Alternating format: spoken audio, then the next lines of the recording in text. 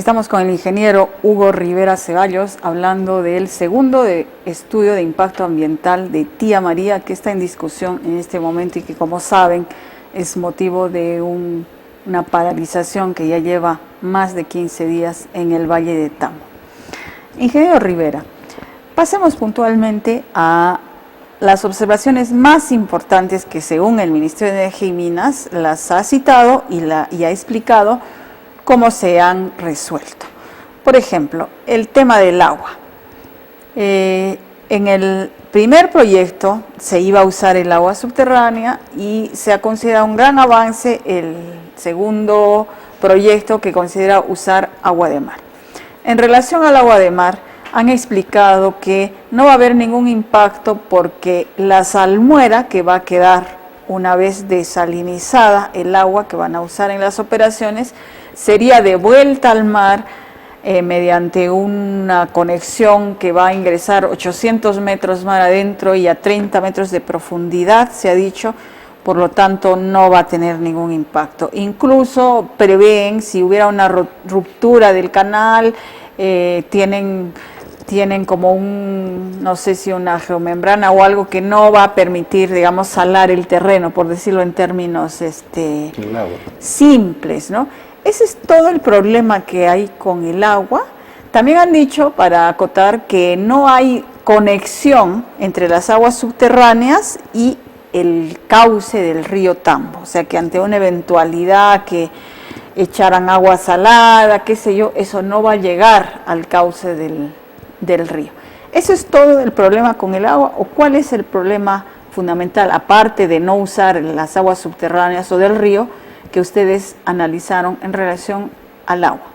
Bueno, aquí los mismos expositores del Ministerio de Energía y Minas y las declaraciones que ha venido dando el Ministro del Ambiente nos da la razón, ¿no?, de que el estudio de impacto ambiental de Tía María, el segundo, está mal formulado, porque el problema del agua no simplemente es el uso del agua.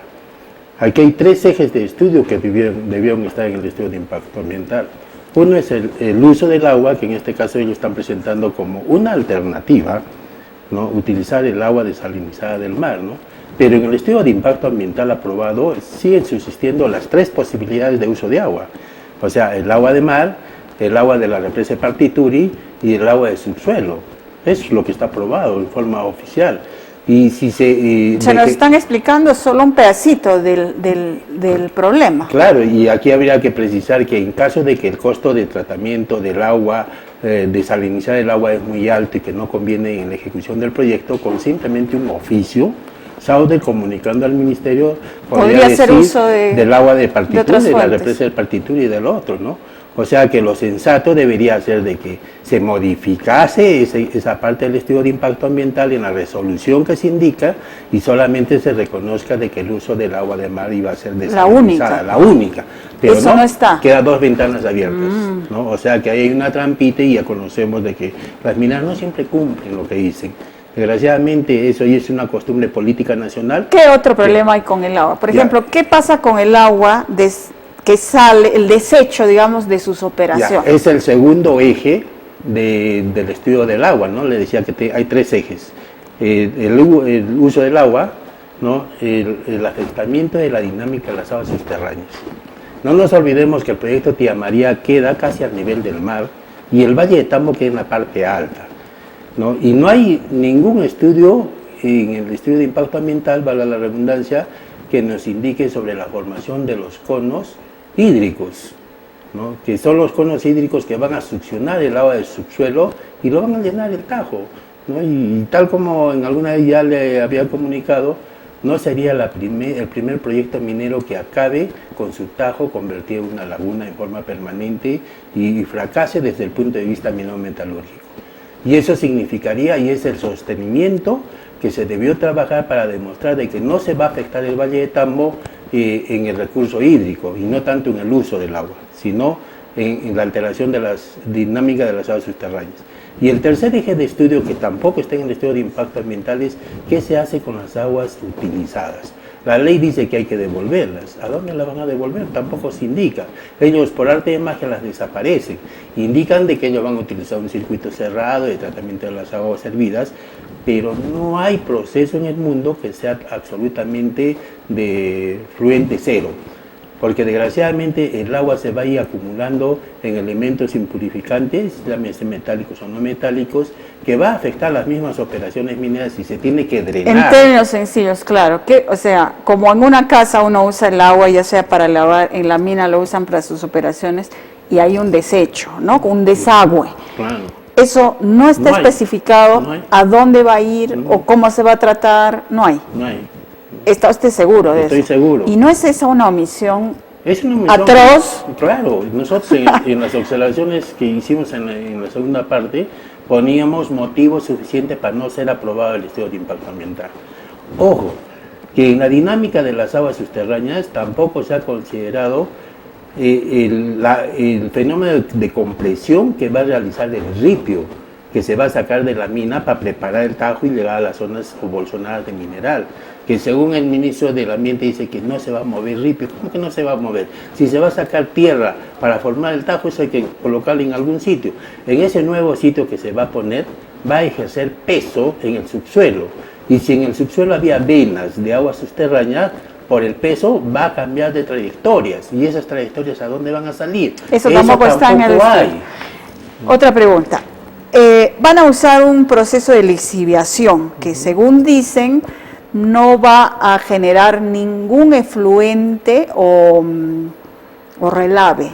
Es un proceso, dicen, moderno, que de ahí no sale nada, no sé cómo es eso, usando ácido sulfúrico para esa lixiviación. Pero la conclusión es que no hay efluente, 1, y 2, por lo tanto no hay ningún riesgo, pero incluso hay una geomembrana que van a instalar por si hubiera un fluido o algo para que no penetre al subsuelo, me imagino, y esa es la seguridad que dan. ¿A usted qué le parece esta explicación? Bueno, es indignante al conocimiento de Arequipa. El señor ministro y sus técnicos, bueno, piensan que nosotros aquí en Arequipa no sé en qué condiciones de conocimiento estamos. Se han equivocado. Ese concepto que ellos han venido a difundir, aquí los estudiantes de secundaria lo conocen. Y lo conocen bien porque en las ferias de ciencia siempre lo hacen, ¿no? Hubiera sido interesante de que ellos nos pongan de que el estudio de la geomembrana.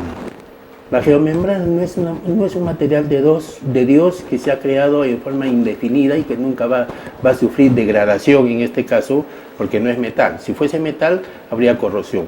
Los materiales no metálicos se degradan y la geomembrana se va a degradar. El estudio que ellos deberían poner, que esa geomembrana va a tener una degradación de aquí a 60, 70, 80 años, y ahí se va a ocasionar filtraciones de los ripios que han quedado en las canchas de lixiviación que en alguna vez... Ya, ahora en ese punto, 70, 80 años, pero ellos dicen que solamente van a explotar 18 años. No, 18 años de explotación, pero los estudios de impacto ambiental se hace por N años, ¿no? Si no se convierten en un pasivo minero, y ese pasivo minero después lo va a tener que subsanar el gobierno peruano, y la riqueza que generó ese recurso, en este caso el cobre, se la llevó la empresa y el daño la va a tener que subsanar el Estado peruano. Por último, que ya nos está ganando el tiempo, se ha hablado de la contaminación mediante las partículas que se generarían por las explosiones y que podrían, mediante los vientos, afectar los cultivos.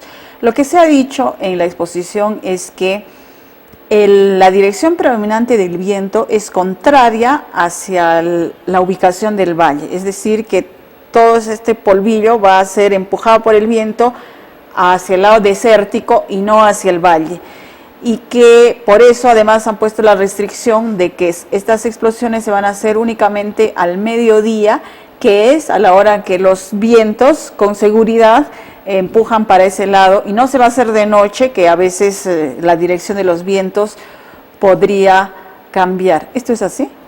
Bueno, es un concepto de los primeros años del siglo XX, ¿no? Estamos hablando de más de 100 años. Hoy en día el Tajo Abierto es un sistema manual de explotación de minería, donde la polución, la formación de contaminación por polvo, no es manejada o gobernada por la rosa náutica, o sea, la corriente de los vientos. Desgraciadamente el Tajo crea un fenómeno que se llama cono neumático, y el cono neumático crea un comportamiento del aire en el Tajo a manera de ciclón, ¿no? Una columna a manera de un remolino, como cuando tenemos oportunidad a veces de ver, ¿no? Que se va a ocasionar encima del Tajo, ¿no? Pero los vientos no se van a llevar... No, los vientos en este caso, en el Tajo, entra. El viento que viene entra al Tajo y sigue provoca el remolino. Un remolino hasta el fondo. Ya. Y en el momento de las explosiones, este aire no es de la misma temperatura que el aire que está en la superficie, porque el suelo es caliente. ¿Y entonces qué va a pasar con todas esas partículas? Se va a calentar el aire y va a tener mayor velocidad cinética el aire, ¿no? Y las partículas van a formar una columna de aire. Y no va a ser llevada ni al sur, ni al este, ni al oeste. No. Es una columna. De ahí y se va a ir dispersando. A manera de centrifugación, las más gruesas van a caer cerca del Tajo y las más finas llegan a formar una capa de smog encima del Tajo de forma permanente, las partículas que tienen menos de 2 micras. Y estas partículas de menos de 2 micras, incluso aquí en Arequipa hemos tenido la experiencia de que nunca había tormentas eléctricas. Y por la capa de smog que está formando el Tajo de Cerro Verde y que ahora ya tenemos otro Cerro Negro, ¿no? Las tormentas eléctricas aquí en Arequipa van a ser más intensas. Y también pues tenemos ese polvillo tan... Se lava el cielo, la naturaleza se limpia el cielo. Y aquí en Arequipa tenemos la respuesta. Usted vaya a todos los centros médicos y averigüe qué cantidad de enfermedades asmáticas y del sistema respiratorio apareció en Arequipa.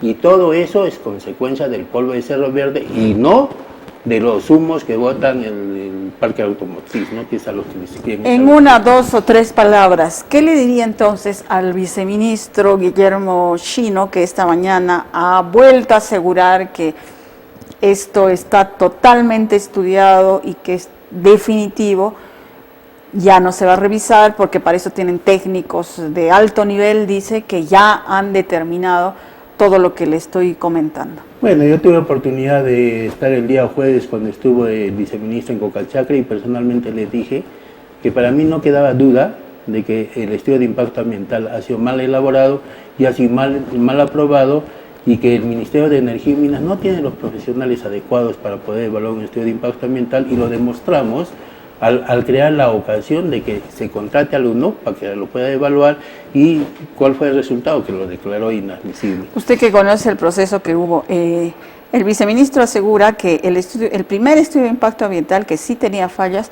fue desechado por el Ministerio de Energía y Minas. No, ellos aprueban el resumen ejecutivo. Eso. ¿Y cuándo es que interviene la UNOPS? ¿Después de la huelga? Después de que aprobó, sí. Después de los muertos. Después de los muertos. O sea que tuvo que haber 3 muertos para que accedieran a que se revise ese estudio que finalmente demostró que estaba mal hecho. Claro, pero también debemos precisar aquí una cosa, ¿no? Yo creo que la actividad minera está madurando a pesar de todos estos tropiezos que tiene y se está combinando con la situación política. El mismo viceministro, el ministro, no se van a olvidar que ellos tienen responsabilidad de los daños ambientales que se puede ocasionar en un futuro por el mala aprobación de este estudio de impacto ambiental. Y ellos van a ser los primeros en ser enjuiciados. Claro, porque esta es responsabilidad del Estado. En fin, un particular puede presentar el estudio más mamarrachento que se le ocurra. La responsabilidad es del Estado, ¿no es cierto? Ahora, y nosotros tuvimos la oportunidad de preguntarle al Ministerio que nos alcance la metodología del sistema de análisis y evaluación que utilizan para los estudios de impacto ambiental y nunca nos han contestado porque no lo tienen, así de simple, no lo tienen, ¿no? Y peor aún, todo el sistema legislativo que se viene utilizando en el Ministerio de Energía y Minas debió ser adecuado a la normatividad de medio ambiente de que está estipulada en el decreto 012 del año 2009. Incluso en participación ciudadana, quien dirige, estructura los mecanismos adecuados para la participación ciudadana es el municipio. Y ellos siguen utilizando un decreto supremo, el 028, ¿no?, del 2008, donde quien diseña la participación ciudadana es la empresa, la mina. Y por eso es que ellos convocan a sus talleres a su regalado gusto, con la participación, la protección del caso que ellos está conceptualmente. Pues, pero ese decreto, ¿no?, está claro, ya tácitamente está derogado. Porque digamos que estemos en el año 2010, sería comprensible que recién están acabando de adecuar su normatividad del 2008 al 2009. Pero estamos en el 2015. Claro. O sea, hay incumplimiento de funciones, hay negligencia, hay incluso hasta el delito de colusión, ¿no?, por no haber actualizado su normatividad a la del 2009. Muy bien, ingeniero Rivera. Muchas gracias por estar con nosotros. Ojalá que a través de este medio, por lo menos, haya ese intercambio que no se puede dar cara a cara para ir avanzando en esto. No, desde ya le estoy muy agradecida porque a nosotros nos fascina este tipo de conocimiento y lo desarrollamos muchas veces bajo iniciativa propia para nosotros, pero para evitarnos ese... A su cuenta y riesgo, digamos. Claro, ese aspecto de que nos puedan tildar de algo por el estilo que no es el adecuado, nosotros damos servicios. Necesitamos un contrato para poder necesariamente opinar y no opinamos ya de corazón. Obviamente. Muy bien. Gracias. Muy amable.